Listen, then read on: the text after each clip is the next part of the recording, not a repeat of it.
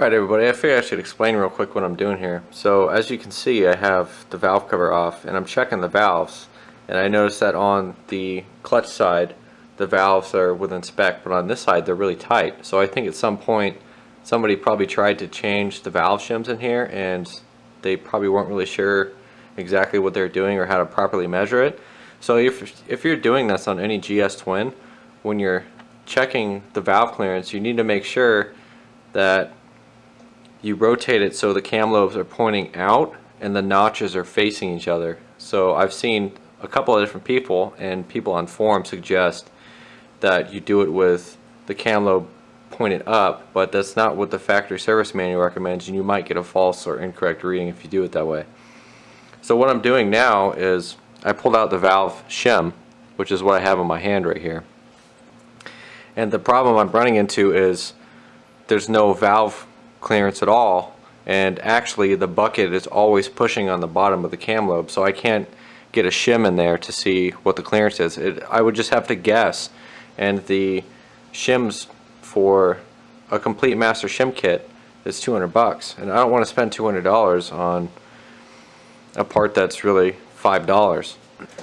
So as I mentioned, there's no way for me to measure the clearance, because when I go to put the valve shim in, it's thick and it's always pushing on the cam lobe, so I can't get feeler gauges in there. So what I did was I printed my own spacer out of PETG, and then I lapped it flat.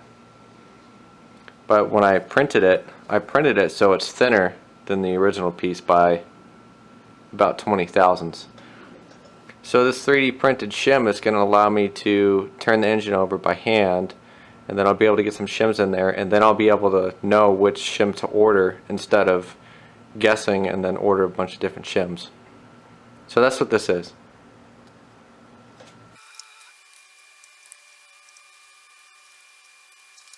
Okay, so I got my 3D printed shim in there now. So now I just need to throw the cam cap back on.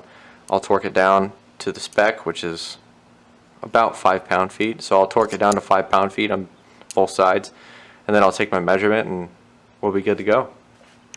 Okay, so one last thing I wanted to mention. Whenever you're taking an engine apart and you're putting it back together, especially when you're taking stuff like cam caps off, you need to make sure that when you reassemble it, you put assembly lube. Even if you're just checking clearances, because if you're going to tighten it down and turn it, you don't want metal to metal contact.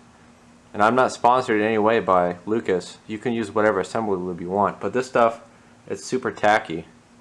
So as you can see, when you put it on, it doesn't run.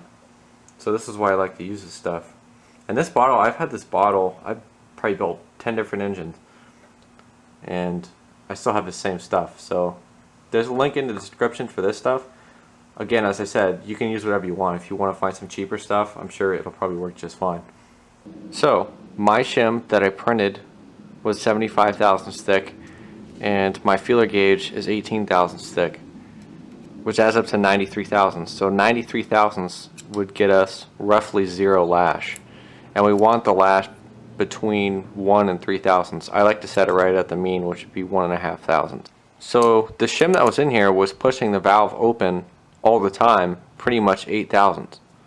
A lot of the issues on these old motorcycles are due to incorrect valve adjustment. So if you have an old motorcycle and maybe it's not running quite up to snuff, or you bought a motorcycle that you just can't seem to get jetted right no matter what jets you put in it, and you haven't checked your valve lash, you need to check your valve lash. That's the most important thing to check on a 4-stroke if it's not running right, because you could chase your tail around forever trying to get a carburetor jetted right, or you got a hanging idle, and all sorts of weird stuff happens when the valve lash isn't set correctly.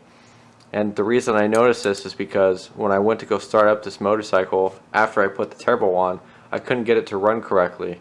The idle wanted to hang, and it was spitting fuel out of the car. Go